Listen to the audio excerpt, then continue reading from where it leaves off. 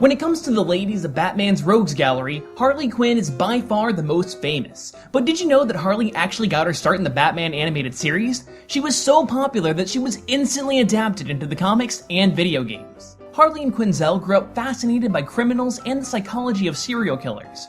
Realistically, this odd obsession would have been enough for any parent to dose her up on all sorts of medications, but considering that her father was a con man, her mother was a bit of a jerk, and her brother was a deadbeat, yeah, that never happened. Despite this, Harleen was able to rise up and even graduate with a degree in psychology from the prestigious Gotham City University. Shortly after graduating, she landed an internship at Arkham Asylum as a therapist for several of the inmates. It was in these therapeutic sessions where Harleen met one of the most dangerous criminals who ever lived, the Joker. Harleen was amazed by the Joker's mind and grew closer and closer to him. All the while, the Joker was manipulating Harleen.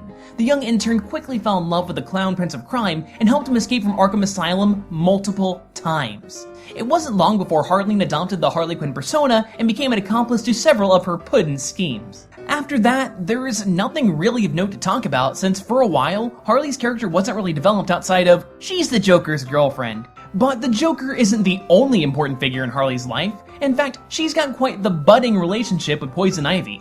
After Gotham City was reduced to ruins in an earthquake, the Joker blasted Harley away in a rocket where she landed in Poison Ivy's greenhouse, and after a rough introduction, the two became fast friends. In fact, the two eventually became so close that Ivy injected Harley with a chemical compound so that she would be immune to every poison and toxin, allowing Harley to not be poisoned by Ivy's venomous touch. It's also worth noting that Harley and Ivy are close, like really, really close, to the point where it's speculated and heavily implied that the two might be in love with each other.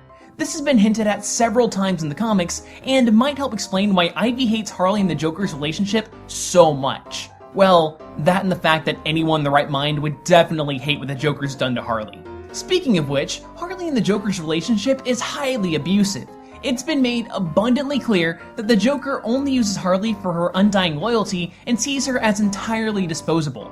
For example, in Harley's revised New 52 origin, the Joker pushed Harley into the same vat of acid that he fell into. The chemicals bleached her skin just like his.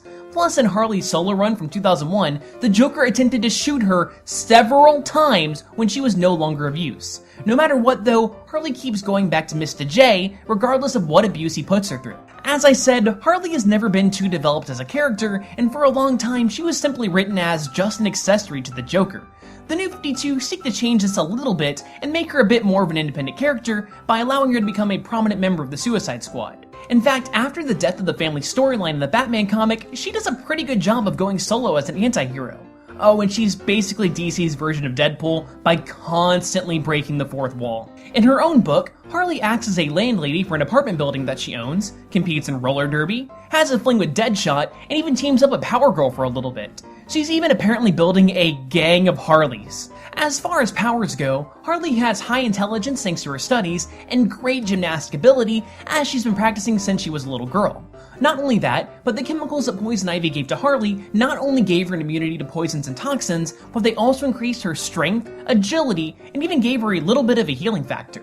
If you're wanting to dive into Harley's world, then I'd suggest that you check out Batman Adventures Mad Love, Gotham City Sirens, and despite it not being a main continuity story, read Injustice Gods Among Us because it has perhaps my favorite version of Harley. If you'd like to see me do a video on Harley's best friend, go ahead and click on Poison Ivy.